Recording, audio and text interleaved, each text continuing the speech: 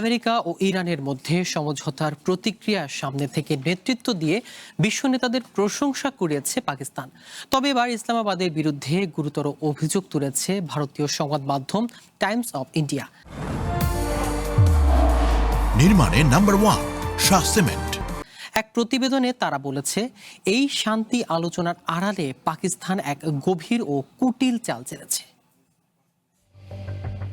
ভারতীয় গণমাধ্যম Times of ইন্ডিয়ার প্রতিবেদনে দাবি করা হয়েছে, আমেরিকার প্রেসিডেন্ট ডোনাল্ড ট্রাম্পের পরিবার ও ঘনিষ্ঠ বন্ধুদের ব্যবসায়িক স্বার্থকে নিজেদের স্বার্থে অত্যন্ত চতুরতার সাথে ব্যবহার করেছে পাকিস্তান। ট্রাম্পের ছেলে এরিক ও ট্রাম্প জুনিয়র এবং জামাতা জ্যারেড কুশনারের ক্রিপ্টোকারেন্সি ব্যবসার সাথে যুক্ত ওয়ার্ল্ড লিবার্টি ফাইন্যান্সিয়াল সংশ্লিষ্ট একটি আমেরিকান প্রতিষ্ঠানের সাথে গোপনে চুক্তি সই করে পাকিস্তান সরকার। এই ব্যবসায়িক সম্পর্কের সূত্র ধরেই ওসামা বিন লাদেনের মদতদাতা এবং একসময়ের তীব্র সমালোচিত রাষ্ট্র পাকিস্তানের দিকে হঠাৎ করেই ঝুঁকে পড়ে ট্রাম্প প্রশাসন। টাইমস অফ ইন্ডিয়া প্রেসিডেন্ট ট্রাম্পের ভাষায় লেখে, যুদ্ধের শেষ দিকে ইরান একেবারে শেষ অবস্থায় ছিল। তাদের শীর্ষ সামরিক ও রাজনৈতিক নেতৃত্বকে হত্যা করা হয়েছিল।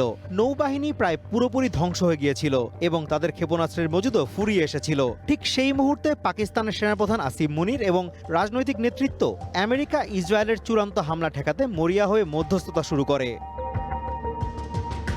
বিশ্লেষকদের মতে, পাকিস্তান অতীতে মুসলিম বিশ্বের সুরক্ষায় ইসলামিক বোমা বা পারমাণবিক সহায়তার প্রতিশ্রুতি দিলেও পরে তা থেকে পিছিয়ে যায়। কিন্তু এবার তারা ধ্বংসের মুখ থেকে ইরানকে বাঁচিয়ে দিয়ে মুসলিম বিশ্বে ইসলামিক শান্তি এনে দেওয়ার একচ্ছত্র কৃতিত্ব লুটে নিয়েছে।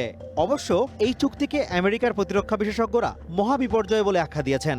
তাদের মতে, ট্রাম্পের এই ভুলের কারণে আমেরিকার নিশ্চিত সামরিক জয়টি শেষ পর্যন্ত একটি বড় কৌশলগত পরাজয়ের রূপ নিয়েছে।